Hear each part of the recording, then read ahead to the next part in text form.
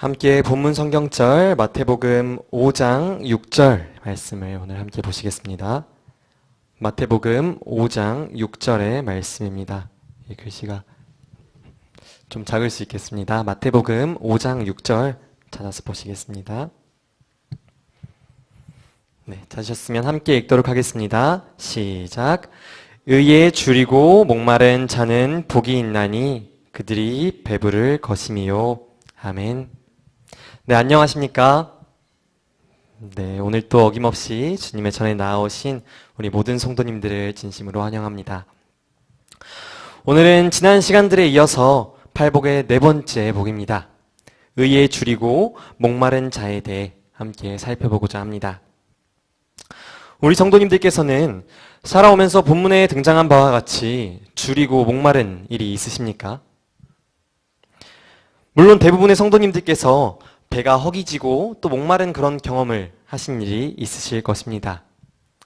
그렇지만 오늘 본문에서 등장하는 줄이고 목마르다의 원어, 이 헬라어 페이나오와 또 딥사오라는 단어는 그저 식사 시간이 되어서 느껴지는 배고픔이 아니라 정말 고통스럽고 또 참을 수 없을 정도의 굶주림이나 또 갈증을 의미한다고 합니다. 이렇게 생각하고 돌이켜보면 저는 워낙 부족함 없이 이렇게 부모님의 보호 아래서 자랐던 것 같습니다. 그래서 심한 굶주림이나 갈증을 따로 겪은 일은 없는 것 같은데요. 하지만 제가 조금이라도 배고프거나 또 목마를 때 제가 얼마나 예민하고 또 그런 것들에 집착하게 되는지를 조금이나마 알기 때문에 그런 것들을 짐작해 볼 뿐인데요. 어떤 사람들은 이 목마르다는 표현에 있어서 이 출애굽 당시에 이스라엘 백성들이 물을 얻지 못해서 그들의 지도자에게 난폭한 반응을 보였던 것을 예로 그 이해를 돕습니다. 우리는 이 출애굽 당시 광야를 지나며 물을 찾는 이스라엘 백성들을 보면요, 이런 생각이 듭니다. 정말 참을성이 없고 믿음이 없는 백성들이 아닌가, 이런 생각이 들 수 있는데요. 또 그리고는 이렇게 생각할 수도 있습니다. 나는 그 이스라엘 백성들과는 다르다. 나한테 저런 상황이 닥치면 나는 잘 참을 수 있을 거야 하고 생각할 수 있습니다. 하지만 그 일은 절대로 우리 생각처럼 간단하고 쉬운 일은 아닌 것 같습니다. 이 물이라고 하는 것은요, 우리의 생명과 연결된 것이기 때문에 이 물로부터 우리 인간은 완전히 자유로울 수는 없습니다. 이 물이 우리 몸의 몇 퍼센트를 구성하고 있다고 하는지 혹시 아십니까? 70%를 구성한다라고 하죠. 그리고 그 중에서 여러 가지 이렇게 수치들이 있는데 이 12%가 부족할 때는 우리가 죽음의 위험에 놓인다고 합니다. 그만큼 이 물이 우리에게 꼭 필요한 것이다 라고 하는 것을 확인할 수 있는데요. 하나님께서 우리에게 선물하신 이 신체는 굉장히 놀랍게도 우리를 생명의 위협으로부터 보호하려는 그런 성질을 가지고 있습니다. 그래서 우리 몸에 무언가가 부족하다고 느끼면 우리 몸은 그것을 채우기 위해서 그것을 갈급하고 또 갈망해 갑니다. 그래서 우리가 목이 마르면 갈증이 생기고 또 배가 고프면 허기가 지죠. 그것이 바로 그 이유입니다. 하지만 이 시스템은 만능은 아닙니다. 우리가 갈증이 느껴지고 허기가 지면 우리는 다른 일들도 충분히 해내기에는 어려움을 겪습니다. 그래서 우리는 갈증과 허기가 느껴질 때 이 신경이 예민해지고 다른 일들을 이성적으로 해내기가 어려워집니다. 아마 이스라엘 백성들의 상황도 동일했던 것 같습니다. 그들이 우리보다 악하고 또 자제력 없는 사람들이었기 때문에 그들이 불평한 게 아니었습니다. 그 사람들은 그들에게 닥쳐온 이 갈증과 또 굶주림에 충실했던 것 같습니다. 그런데 이 이야기를 오늘날 이 대한민국에 살아가는 우리에게 적용하고 보면요, 우리는 갈증이나 허기로 인해서 고통받지는 않죠. 오히려 너무 잘 먹어서 병에 걸리는 사람들이 많아질 정도로 우리는 물과 또 음식이 없어서 힘들어하고 있지는 않습니다. 그 대신에 이 조금 더 고차원적이라고 생각되는 일들에 대해서 사람들은 끊임없이 갈증을 느끼고 허기를 느끼고 있는데요. 한 학자가 정리를 해놓은 인간이 가진 이 욕구 단계에 따라서 보면은 이 현 시대에 살아가는 우리에게 이 생리적인, 바닥에 있는 생리적인 욕구와 또 안전의 욕구는 우리에게 상당히 충족이 된 것 같습니다. 그렇기 때문에 우리 인간은 이제 이 피라미드의 상위층에 있는 이 사회적인 욕구, 또 존경과 또 이 자아 실현의 욕구의 충족을 위해서 이를 악물고 살아가는 것을 볼 수가 있는 것 같은데요. 한번 생각해 보시기 바랍니다. 오늘날의 사람들을 보면 이 자유, 명예, 부, 칭송 또는 또 깨달음과 같은 그런 성취에 대한 열망을 가지고 얼마나 열심히 살아가는지 모릅니다. 우리 학생들도 보면요. 이것들을 위해서 얼마나 열심히 살아가는지 모릅니다. 우리 유치원부터 우리 부모님들은 명문 유치원에 보내려고 합니다.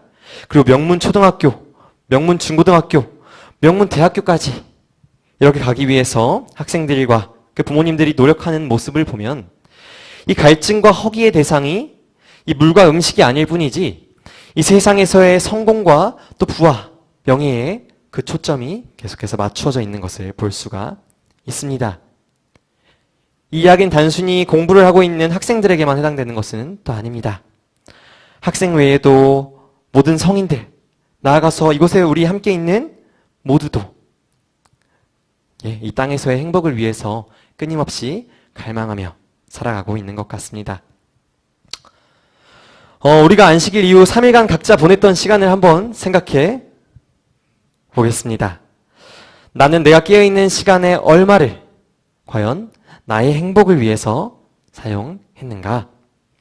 돈을 벌고, 음식을 먹고, 쇼핑을 하고, 미디어를 보고, 여가 활동을 즐기고, 이런 일들을 위해서 우리가 얼마만큼의 시간을 들였는지 한번 생각해 보시기 바랍니다. 이런 일들은 끊임없이 이루어지고 있으며 이 모든 일들은 각자 우리 자신의 행복을 위해서 이루어지고 있죠.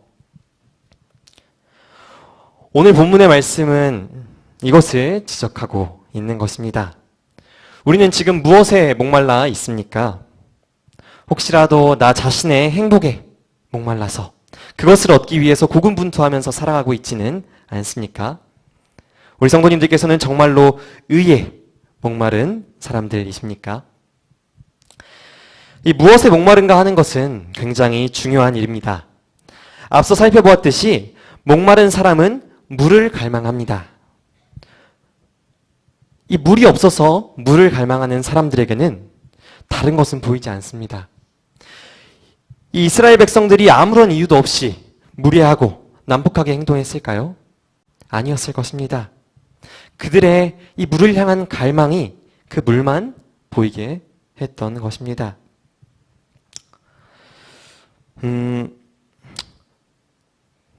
우리 이곳에 함께 계신 성도님들께서는 이 연애를 시작하신 시점이 조금 지나셨을 수 있어서 얼마만큼 공감하실지 제가 모르겠지만 이 종종 제 주변에 보면 막 연애를 시작하는 젊은 청년들이 있습니다.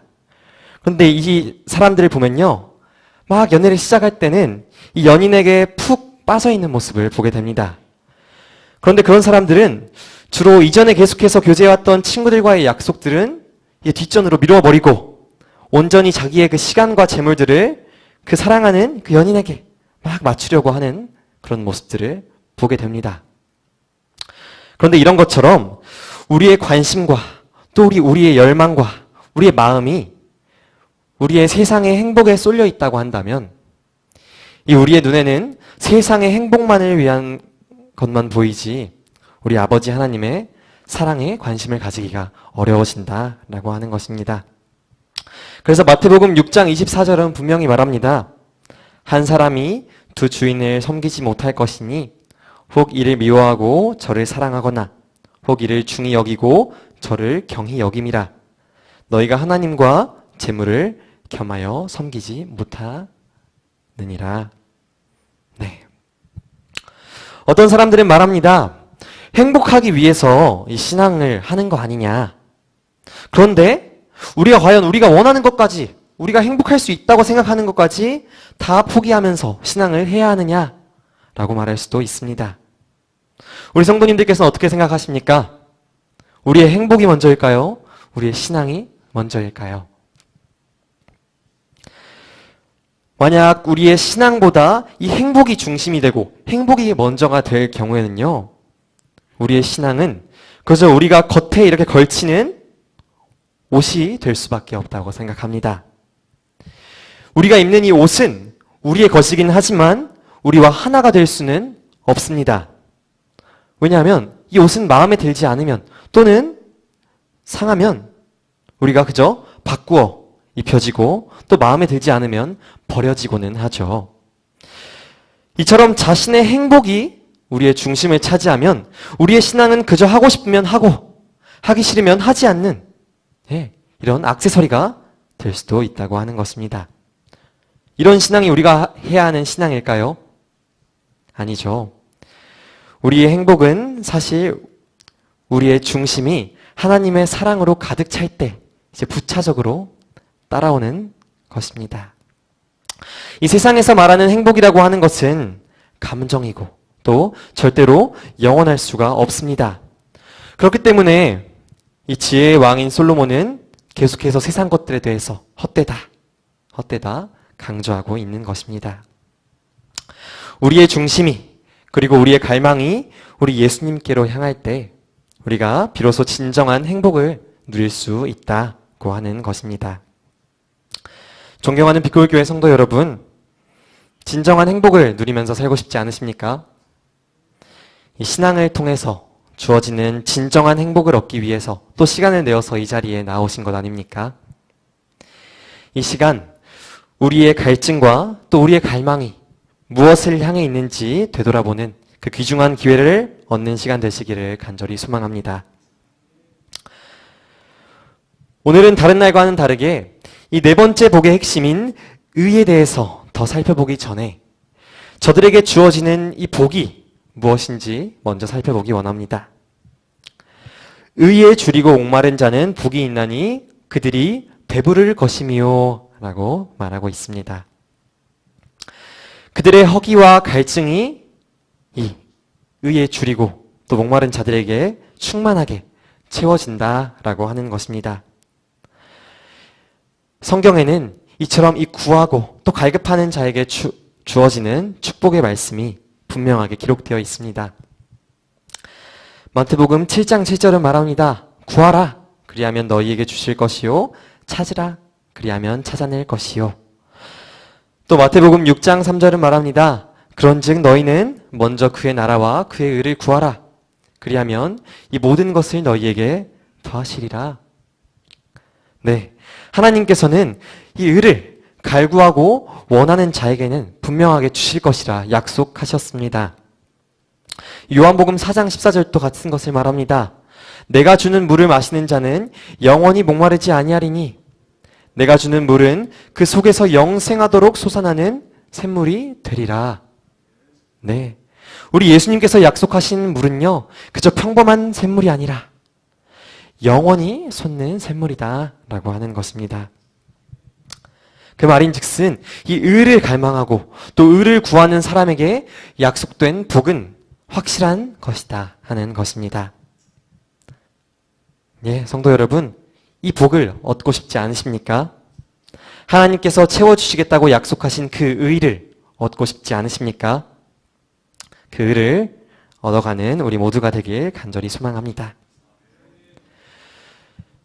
그렇다면 이 의란 도대체 무엇일까? 이 의에 대해서는 정말 다양한 의견들이 있습니다. 우리가 이 의라는 단어를 사용하는 그런 경우들만 보아도 그렇습니다. 굉장히 다양한 경우에 사용이 되는데요. 그만큼 이 의의 신학적 주제가 광범위합니다. 그런데 그런 것들을 다 다룰 수는 없고요.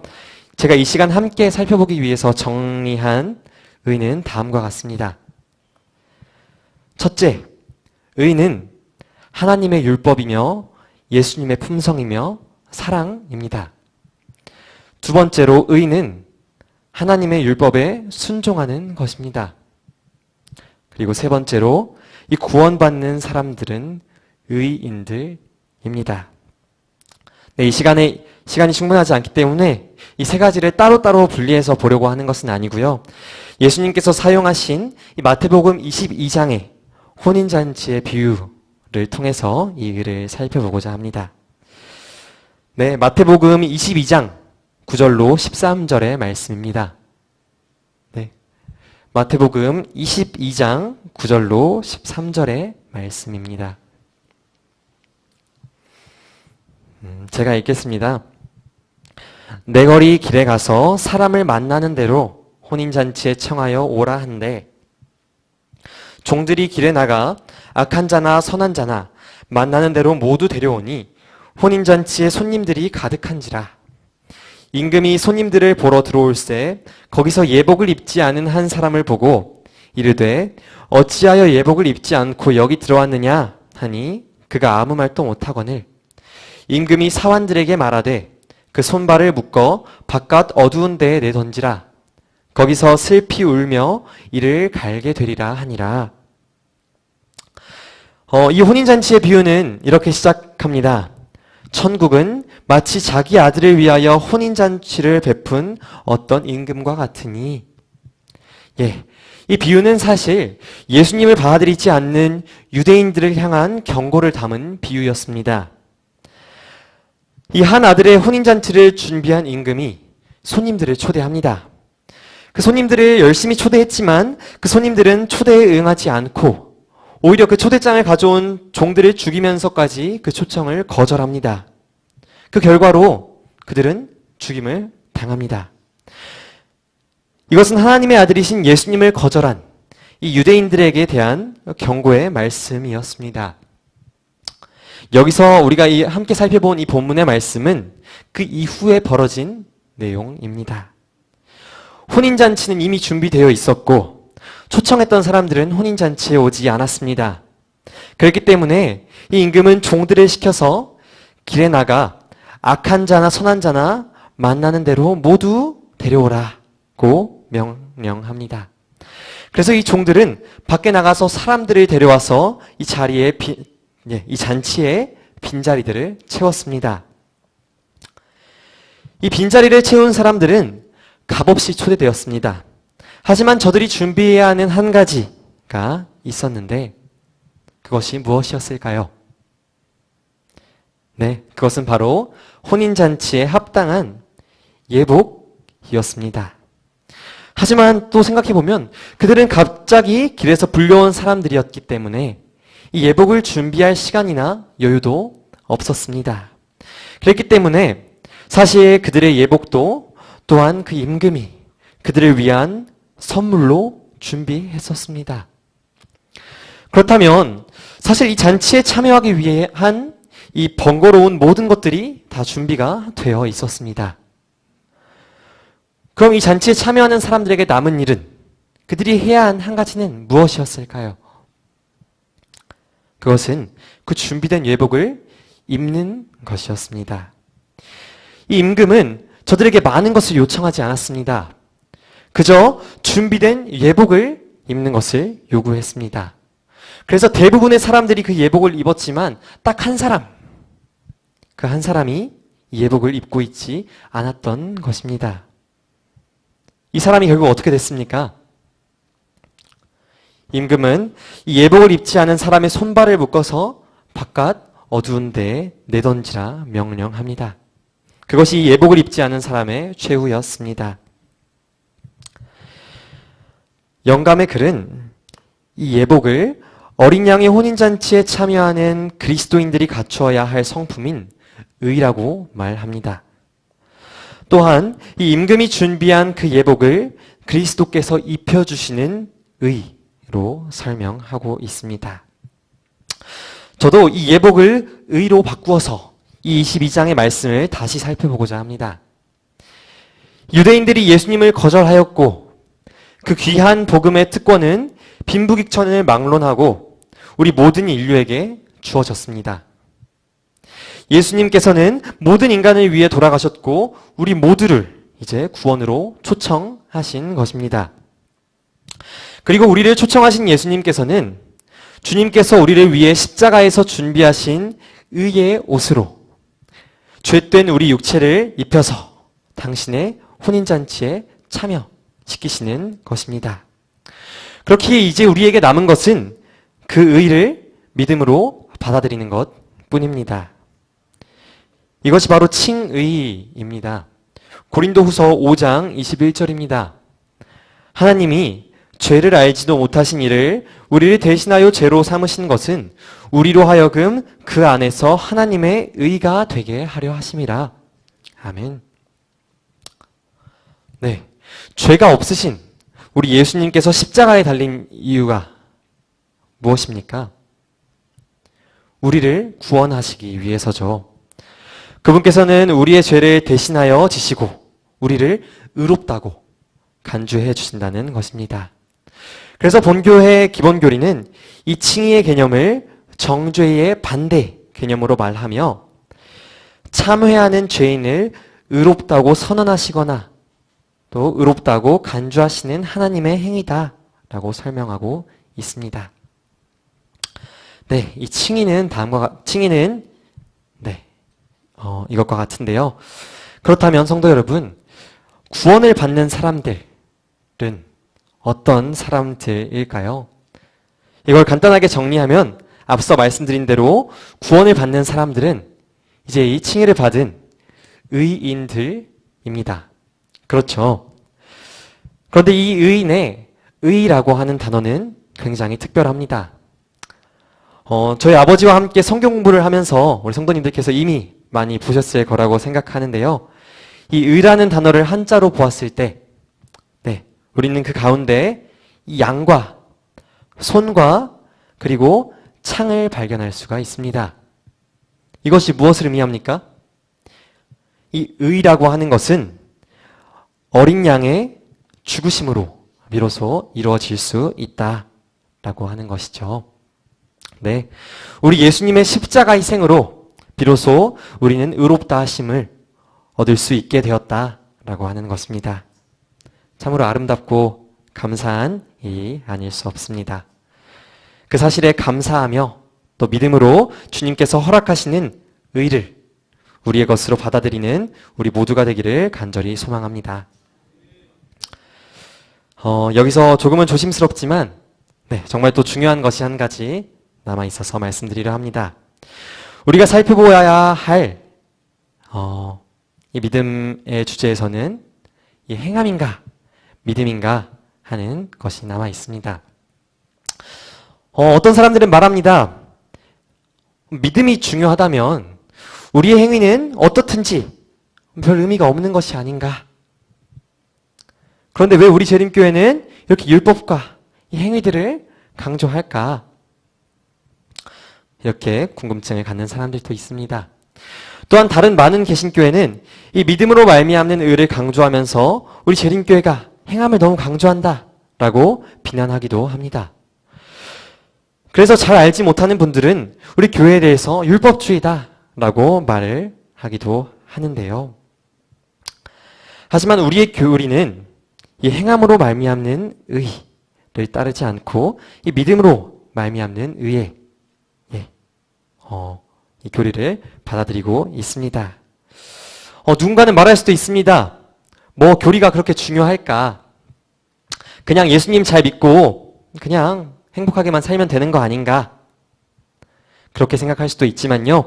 이 교리라고 하는 것은 우리 신앙의 뼈대를 세우고 있으며 또 우리 생각의 바탕을 결정하고 또 어떤 갑작스러운 상황이 닥쳤을 때 어떻게 행동할 것인가를 결정 짓도록 하기 때문에 우리는 이 본교회의 교리에 대해서 분명히 알아야 합니다.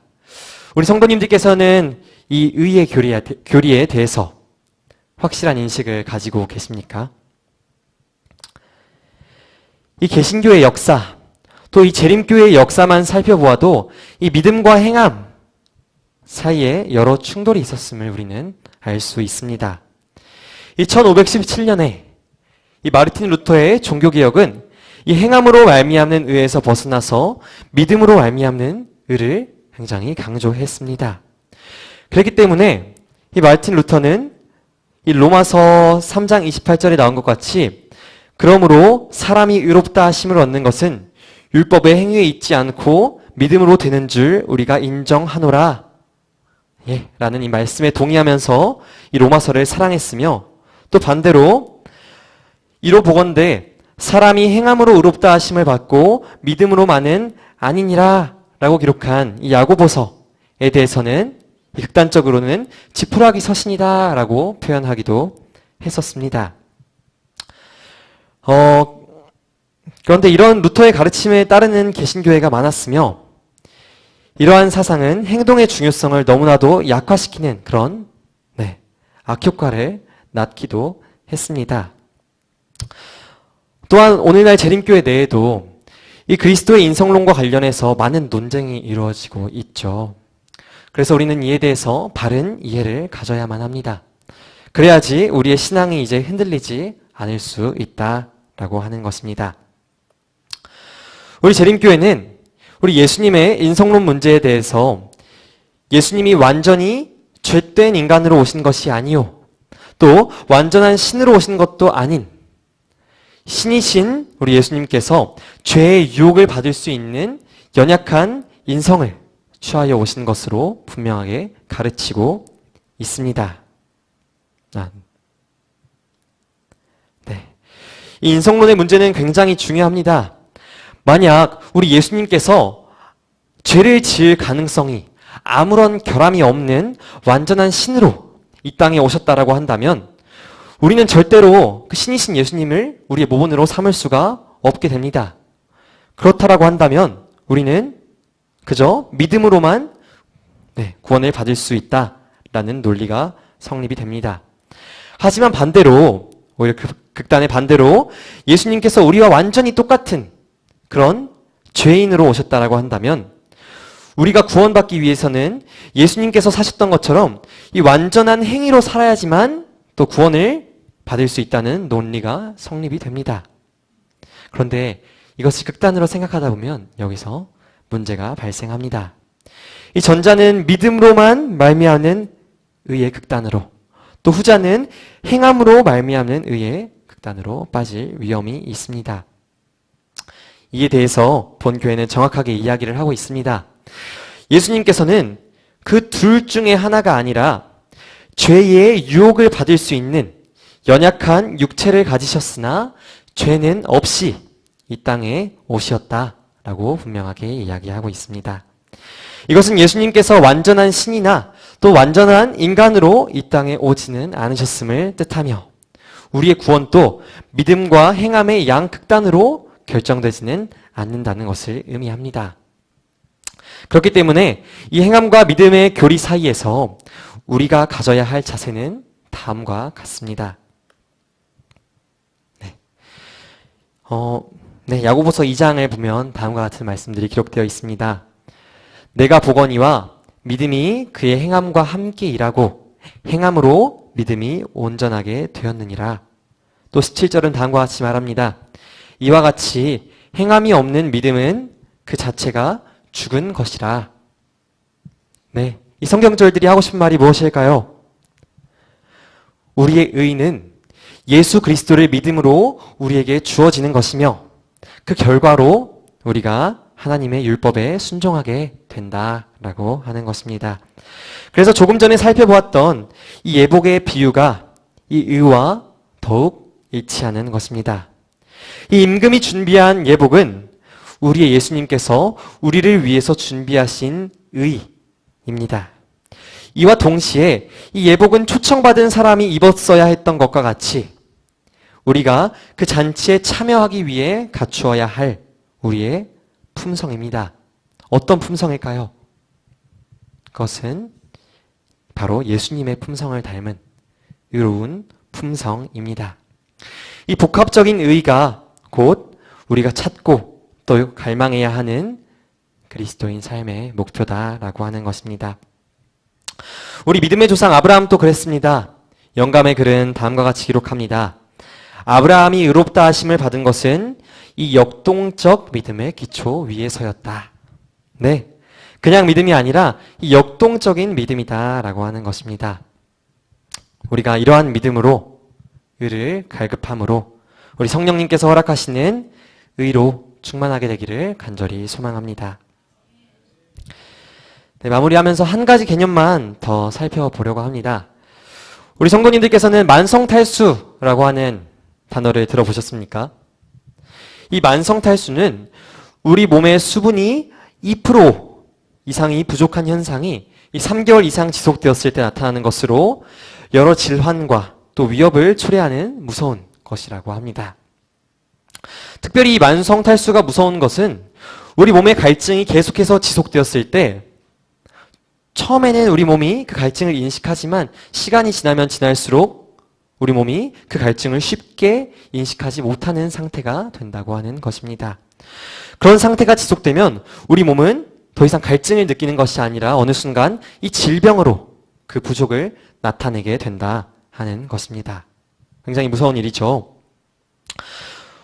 우리에게 물이 부족한 상태가 계속해서 지속되면 우리의 몸이 스스로 물을 필요로 한다는 사실을 인지하지 못하게 될 수도 있다고 하는 것입니다. 그래서 전문가들은 우리가 갈증을 느끼기 전에 주기적으로 이 물을 마시는 습관을 가져야 한다라고 말하는데요. 우리 몸에 이 물이 꼭 필요한 것처럼 우리 영혼에도 의가 꼭 필요합니다. 우리가 처음에 신앙을 할 때 가졌던 그 뜨거움과 열정은요, 바쁜 삶을 살다 보면 어느 순간 뒷전이 되고 또 그러한 일들이 반복되다 보면 가끔씩은 무엇이 문제인지 그 의의를 갈망하지 못하는 것이 무엇이 문제인지 느끼지 못하는 상태가 되고는 합니다. 그러다가 정말 큰 문제가 발생했을 때 비로소 우리는 우리가 의의를 멀리해 왔음을 알고 또 후회할 수 있다라고 하는 것입니다. 그렇기 때문에 우리는 그 의의의 갈증을 잃어버려서는 안 되겠습니다. 끊임이 없는 그 갈증으로 매일매일 우리가 예수님의 사랑을 묵상하고 또 우리 예수님의 품성을 닮아가기 위해서 우리 성령님의 도움을 간절히 구하는 우리 모두가 되기를 간절히 소망합니다. 네, 의에 줄이고 목마른 자는 복이 있나니 그들은 배부를 것임이요 라고 말하고 있습니다. 존경하는 빛골교회 성도 여러분, 이 시간 우리가 의에 줄이고 목마른 사람들이 되기를 간절히 소망합니다. 세상이 우리에게 제시하는 여러 다른 부귀 영화가 우리의 중심을 차지하는 것이 아니라 우리 예수님의 사랑을 묵상하고 또 그분을 닮아가는 것이 우리 삶의 목표로 세워지기를 간절히 소망합니다. 세상이 헛된 것이 아니고 또 나의 행위가 아니라 오직 우리 예수님만을 힘입어서 이 교회 안에 주님의 의를 이루어내는 역사가 이루어지기를 간절히 소망하며 오늘의 말씀을 줄이겠습니다.